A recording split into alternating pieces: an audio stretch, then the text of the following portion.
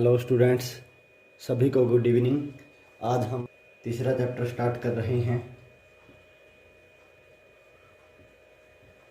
जिसका नाम है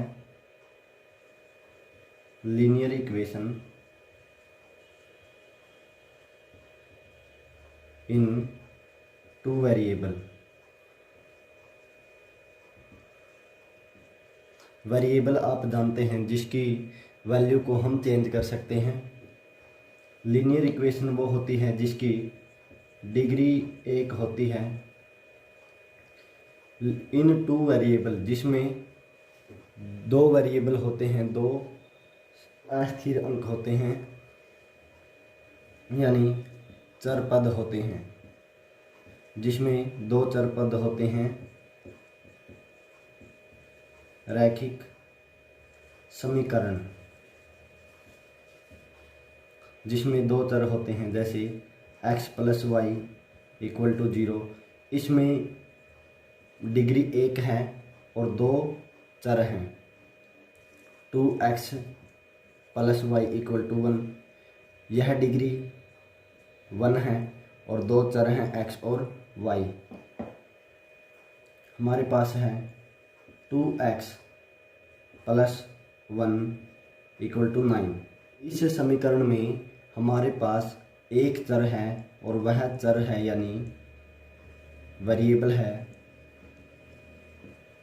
x, यानी एक चर है और इसकी डिग्री यानी घात एक है, क्योंकि x की सबसे बड़ी पावर एक है, इसलिए डिग्री यहाँ पर 1 है। यह समीकरण रैखिक समीकरण है, लेकिन एक चर में रैखिक समीकरण है। यहाँ से हम x की वैल्यू निकाल सकते हैं। ये +1 इधर आके -1 होगा। 2x = 8, x = 8/2, यानी x की वैल्यू यहाँ पर हो जाएगी 4। तो यहाँ से हम x की वैल्यू निकाल सकते हैं। समीकरण जिसमें एक चर होता है उसको हम एक ही समीकरण से फाइंड कर सकते हैं। मान लेते हैं हमारे पास दो चर हैं, इसमें से हम x और y की वैल्यू नहीं निकाल सकते। यदि हमें एक चर की वैल्यू पता हो तभी हम इसमें से दूसरे चर की वैल्यू निकाल सकते हैं। लेकिन दो चरों में समीकरण है जो रैखिक समीकरण, उसको हल करने के लिए हमें दो इक्वेशन की आवश्यकता होगी। दो चरों में रैखिक समीकरण को हल करने के लिए linear equation in two variable, इनको हल करने के लिए हमें सोल्व करने के लिए दो समीकरण यानी दो इक्वेशंस की ज़रूरत होगी।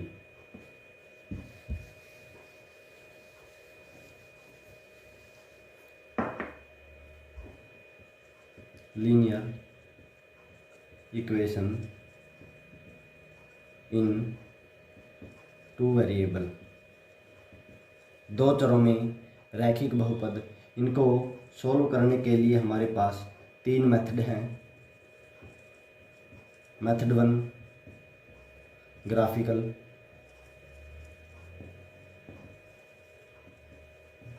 यानी ग्राफीय विधि। मेथड 2 है सब्स्टिट्यूशन,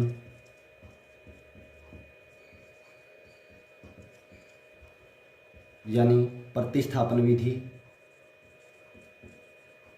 मेथड 3 है एलिमिनेशन, यानी विलोपन विधि। इसको बोलेंगे हम प्रतिस्थापन विधि।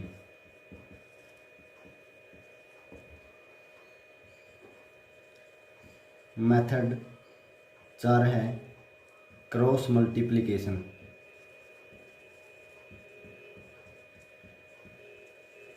यानी आर पार गुणा, हम इसको बोलेंगे वज्र गुणन विधि।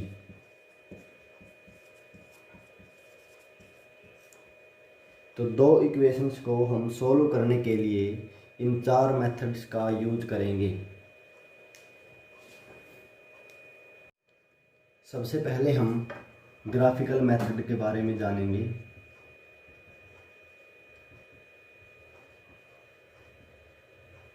इसमें हमारे पास एक ग्राफ होता है जो हम कक्षा 9th में भी पढ़ चुके हैं। ये होता है अपने पास एक्स एक्सिस, ये होता है वाई एक्सिस, इधर होता है एक्स प्लस में और इधर होता है एक्स माइनस में।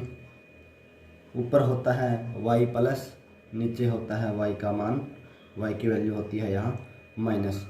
जहाँ पर एक्स एक्सिस और वाई एक्सिस एक दूसरे को क्रॉस करते हैं उसको हम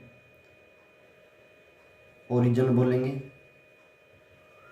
यानी मूल बिंदु बोलेंगे।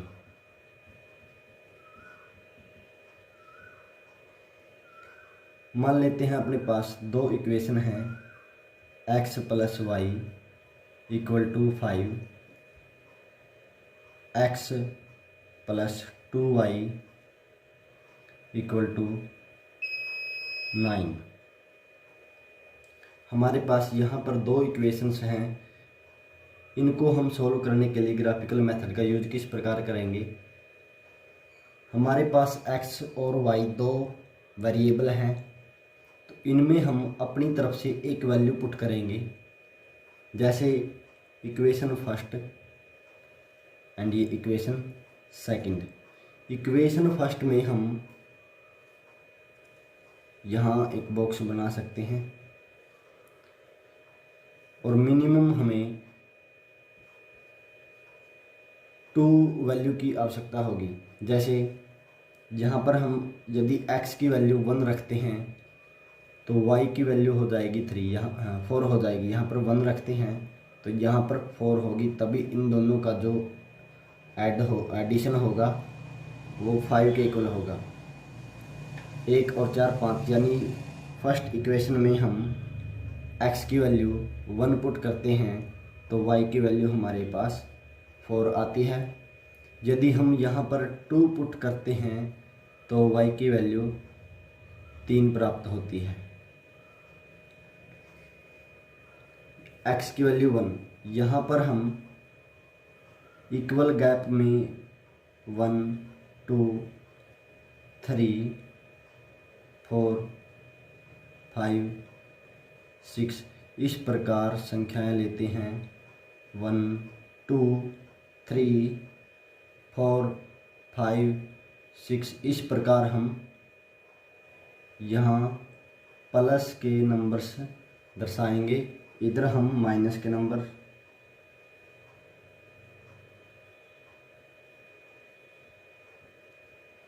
नीचे भी हम -1 -2 -3 -4 -5 इस प्रकार हम ग्राफ पे इन नंबर्स को दर्शाते हैं।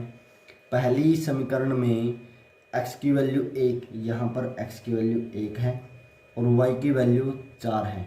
y की वैल्यू हम ऊपर की तरफ देखेंगे, यानी ये वो बिंदु होगा, ये वो पॉइंट होगा जो x की वैल्यू 1 और y की वैल्यू 4 को डिनोट करता है।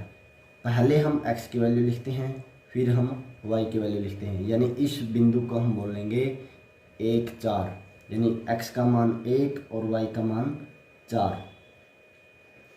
फिर है हमारे पास x की वैल्यू 2, y की वैल्यू 3, x की वैल्यू 2 और y की वैल्यू 3।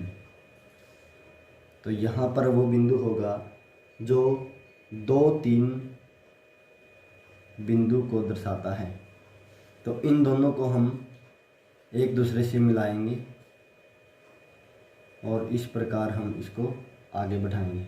ये यहाँ पर 4 से क्रॉस होगा, तो यहाँ से ये वो लाइन है जो x plus y equal to 5 समीकरण को डिनोट करती है। दूसरी इक्वेशन से हम x की वैल्यू मान लेते हैं 3 रखते हैं। x की वैल्यू यहाँ पर हम यदि 3 पुट करते हैं तो y की वैल्यू हमारे पास आती है, ये 3 प्लस का उधर जाके माइनस होगा, 9 - 3 6 और 6/2 ये भी वैल्यू आएगी हमारे पास 3। यानी x की वैल्यू जब हम, ये इक्वेशन 2 है और ये इक्वेशन 1। तो putting the value of x equal to 3 in equation second, यहाँ पर हम 3 पुट करने पर y की वैल्यू भी 3 पाते हैं। मान लेते हैं यहाँ पर हम 5 पुट करते हैं, x की वैल्यू हम 5 रखते हैं, तो 5 रखने पर जो ये प्लस है उधर जाके माइनस होगा, 9 माइनस 5 4 होगा, और 2 दूनी 4, ये y की वैल्यू हमारे पास 2 निकल के आएगी। x की वैल्यू 3, y की वैल्यू भी 3, x की वैल्यू 3 और y की वैल्यू भी 3, यानी ये वो बिंदु है जो 3 पॉइंट को डिनोट करता है। फिर है हमारे पास 5 2, ये 5 और यहाँ पे इसी के स्ट्रेट लाइन लेंगे हम, ये है 0.52, यानी x की वैल्यू 5 और y की वैल्यू 2। तो यहाँ से ये इस प्रकार एक दूसरे से मिलाते हैं और आगे बढ़ाने पर जहाँ पर भी ये क्रॉस करेगी वही वैल्यू हमारे पास आंसर होगी। जैसे ये वैल्यू 0.5 इसको हम लिखेंगे, यानी यहाँ से y की वैल्यू 5 होगी और x की वैल्यू 0 होगी, क्योंकि इस लाइन पर x का मान 0 है और यहाँ y का मान 5 है। जहाँ पर भी दोनों इक्वेशंस की लाइन एक दूसरे को क्रॉस करती है वही अपना x और y की वैल्यू होगी। तो x की वैल्यू 0 और y की वैल्यू 5 है। तो ये ग्राफिकल मेथड है जो हम एक्सरसाइज 3.1 में पढ़ेंगे। एक्सरसाइज 3.1 के फर्स्ट क्वेश्चन में दिया है, Aftab tales his daughter 7 years ago I was 7 times as old as you were then. Also 3 years from now I shall be 3 times as old as you will be. Represent this situation algebraically and graphically. Aftab अपनी पुत्री से कहता है, 7 साल पहले मैं तुमसे 7 गुनी आयु का था, अब से 3 वर्ष बाद मैं तुमसे केवल 3 गुनी आयु का रह जाऊंगा। इस स्थिति को बीजगणितीय एवं ग्राफीय रूपों में व्यक्त कीजिए। यहाँ पर हमारे पास एक वर्ड आया है अलजेब्रिकली, यानी बीजगणितीय।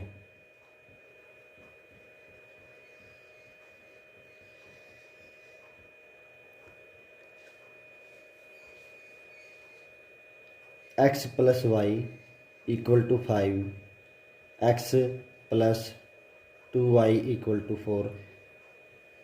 ये जो इस प्रकार हम लिखते हैं यही अपना अलजेब्रिकली मेथड होता है, यानी इनको हम इक्वेशंस के रूप में लिखते हैं तो वही बीजगणितीय रूप होता है 2 इक्वेशंस को लिखने का।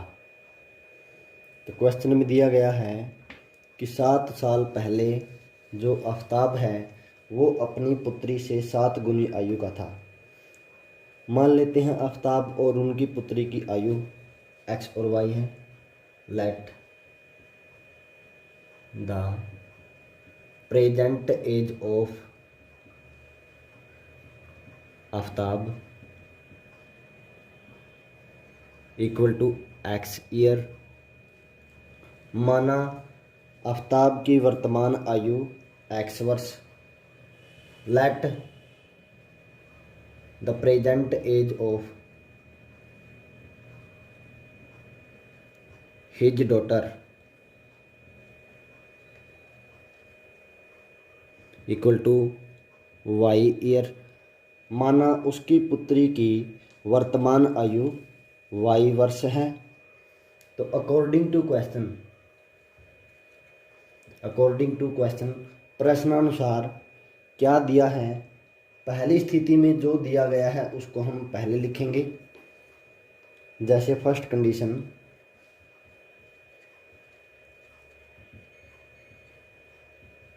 इसमें दिया गया है कि 7 साल पहले आफ्ताब की एज, मान लेते हैं मेरी आयु आज 23 साल है, तो 7 साल पहले कितनी होगी, यानी इसमें से हम 7 माइनस करेंगे। 7 साल पहले यानी 16 साल थी। तो उसी प्रकार आफ्ताब की एज प्रेजेंट में एक्स ईयर है, तो 7 साल पहले होगी उसकी एक्स माइनस 7। अब उसकी पुत्री की आयु आज वाई है, तो 7 साल पहले वाई माइनस 7 होगी। अगर हम इन दोनों को इक्वल करते हैं, मान लेते हैं आज मेरी आयु 49 साल है और पुत्र की आयु 7 साल है। ये इक्वल तब होंगे जब इसको भी हम 7 से मल्टीप्लाई करेंगे, 7 से गुणा करेंगे। यहाँ पर 7 साल पहले दोनों की आयु हमने लिखी और इनको हमने इक्वल किया, लेकिन इक्वल तब होंगे जब पुत्री की आयु को भी हम 7 से गुणा करेंगे। आफ्ताब की आयु 7 साल पहले उसकी पुत्री की आयु की 7 गुना थी, तो उसकी पुत्री की आयु को हम यदि 7 से मल्टीप्लाई करें तो आफ्ताब की आयु और पुत्री की आयु बराबर हो जाएगी। x माइनस 7 इक्वल टू, इसकी अंदर गुणा करवाते हैं तो 7y माइनस 7 7 जा 49। यहाँ हम x इधर आके ये 7y माइनस होगा, माइनस 49 माइनस है जो वो प्लस का 7 होगा।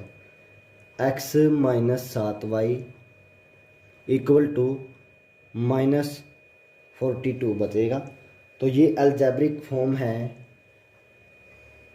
इक्वेशंस को लिखने की, यानी इसको हम इक्वेशन 1 नेम दे सकते हैं। तो ये है इसका algebraic method, algebraically form, algebraic form.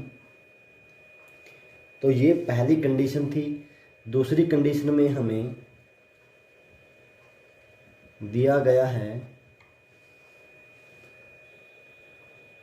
अब से 3 वर्ष बाद मैं तुमसे केवल 3 गुनी आयु का रह जाऊंगा।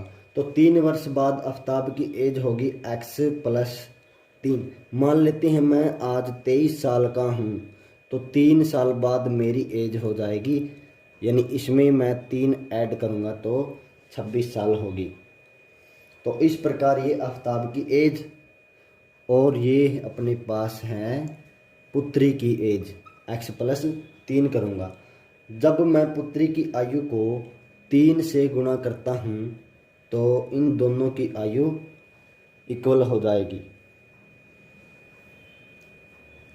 x plus 3 equal to 3y plus 9, x minus 3y equal to 9 minus 3, ये प्लस का 3 उधर जाके माइनस 3 होगा, 9 माइनस 3 यानी हमें 6 प्राप्त होगा। तो यहाँ से इसको हम समीकरण 2 नेम दे सकते हैं। तो इस प्रकार हम दोनों कंडीशनों को हम अलजेब्रिकल फॉर्म लिख सकते हैं। ये दोनों इसकी अलजेब्रिकल फॉर्म हैं। अब हम इन दोनों इक्वेशंस को ग्राफिकली मेथड से इन दोनों को रिप्रेजेंट करेंगे। हमारे पास 2 इक्वेशंस हैं, इनको हम ग्राफिकली मेथड से सॉल्व करेंगे। यहाँ ये ग्राफ है 1 2 3 4 5 6 7। इसी प्रकार हम सेम गैप में y अक्ष पर भी नंबर्स को रिप्रेजेंट करेंगे।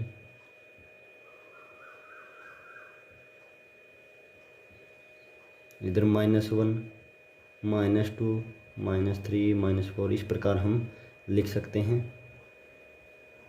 यहाँ पर भी -1 -2, -3, -4 इस प्रकार हम लिख सकते हैं। मान लेते हैं x के स्थान पर हम 0 रखते हैं। x की वैल्यू यदि हम 0 रखें तो ये हो जाएगा -7 इक्वल टू -24।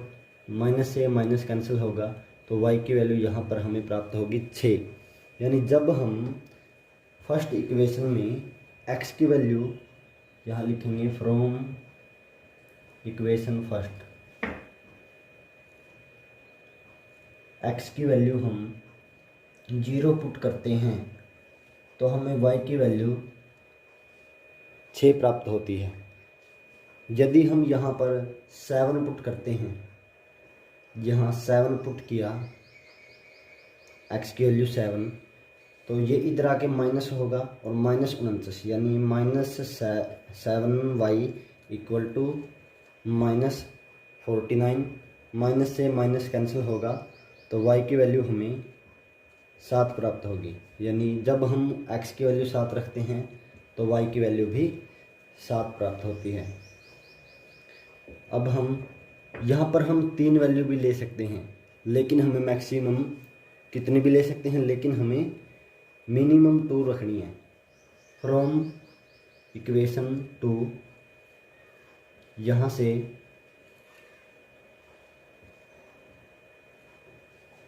यदि हम x की वैल्यू 0 रखते हैं तो y की वैल्यू हमें, यहाँ पर 0 रखा, y की वैल्यू हमें -2 प्राप्त होती है। यानी -3y इक्वल टू 6, तो y की वैल्यू हमें -2 प्राप्त होगी। यदि हम y की वैल्यू 0 रखते हैं तो हम x की वैल्यू, ये टर्म 0 हो जाती है और x की वैल्यू हमें 6 प्राप्त होगी। यानी फ्रॉम इक्वेशन 1 हमारी लाइन बनती है 0, 6, x की वैल्यू 0 और y की वैल्यू 6। तो ये वो पॉइंट हैं जो 0, 6 को रिप्रेजेंट करता है। 7, 7, यहाँ पर ये 7 और इसी प्रकार x की वैल्यू भी 7। यानी यहाँ वो पॉइंट होगा जो x की वैल्यू 7 और y की वैल्यू 7 को रिप्रेजेंट करता है। तो हम इन दोनों को एक दूसरे के साथ मिलाते हैं और इसको हम आगे बढ़ाते हैं, तो यहाँ पर ये ऐसे चला जाएगा। फ्रॉम इक्वेशन सेकंड 0 -2, यहाँ पर 0 और -2, y की वैल्यू -2 नीचे की तरफ आएगी, यानी ये पॉइंट यहाँ होगा 0 -2, 6, 0, x की वैल्यू 6 और y की वैल्यू 0। तो यहाँ हम इसको ऐसे एक दूसरे के साथ मिला देंगे और यदि हम इसको आगे बढ़ाते हैं तो ये इस लाइन को भी हम आगे बढ़ाएंगे तो ये एक पॉइंट पर जाके मिलेंगी और वही पॉइंट अपना x और y की वैल्यू को रिप्रेजेंट करेगा, जो x और y की वैल्यू को दर्शाएगा, और वही आफ्ताब और उसकी पुत्री की वर्तमान आयु होगी। क्वेश्चन नंबर 2 में गिवन है the coach of a cricket team buys 3 bats and 6 balls for 3900 rupees. Later she buys another bat and 3 balls of same kind for rupees 1300. Represent this situation graphically and algebraically. Cricket team के एक coach ने 3900 रुपये में 3 बल्ले और 6 गेंदें खरीदी। बाद में उसने एक बल्ला और उसी प्रकार की 3 गेंदें 1300 रुपये में खरीदी। इस स्थिति को बीजगणितीय और ज्यामितीय रूपों में व्यक्त कीजिए।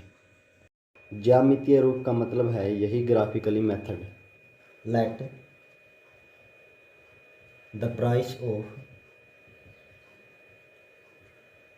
A bat,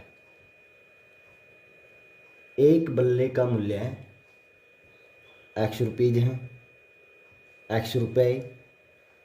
late the price of A ball, एक गेंद का मूल्य y रुपीज है।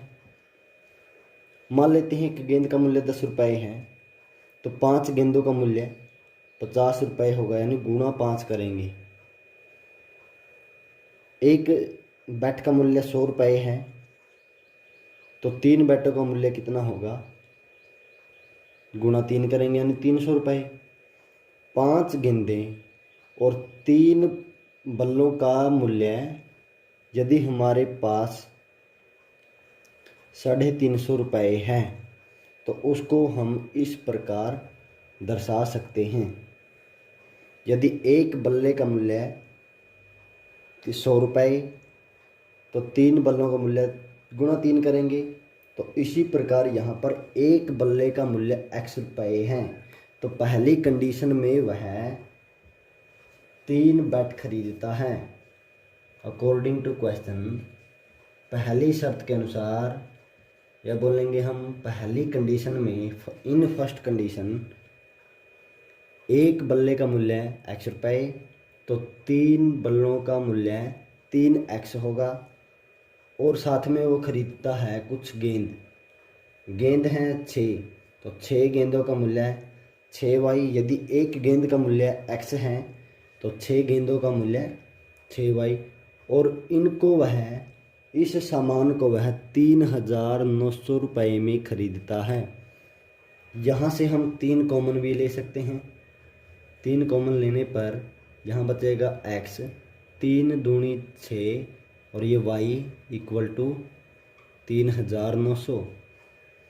3 इसके साथ गुणा में है तो उस तरफ जाकर यह भाग में होगा, यानी 3900 बटा 3, ये हो जाएगा x plus 2y equal to 13 तिया 39, यानी 1300 रुपये। यह पहली समीकरण होगी, इक्वेशन फर्स्ट। अब सेकंड कंडीशन में वो कहता है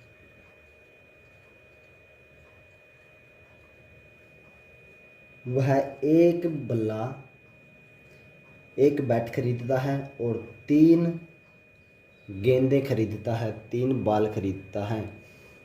तो price of 1 bat equal to x rupees, price of 1 ball y, तो 3 बाल का मूल्य होगा 3y इक्वल टू, यह सामान वह 1300 रुपये में खरीदता है। तो यह सेकंड इक्वेशन होगी। तो इस प्रकार हम दोनों कंडीशंस को हम अलजेब्रिकली मेथड में लिख सकते हैं। यह आपका अलजेब्रिकली मेथड होगा।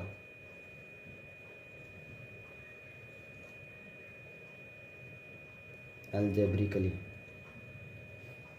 तो इसको हम ग्राफीय विधि से हम इस प्रकार सॉल्व कर सकते हैं, जो आप खुद ग्राफ पर ट्राई करेंगे। क्वेश्चन नंबर 3 में दिया गया है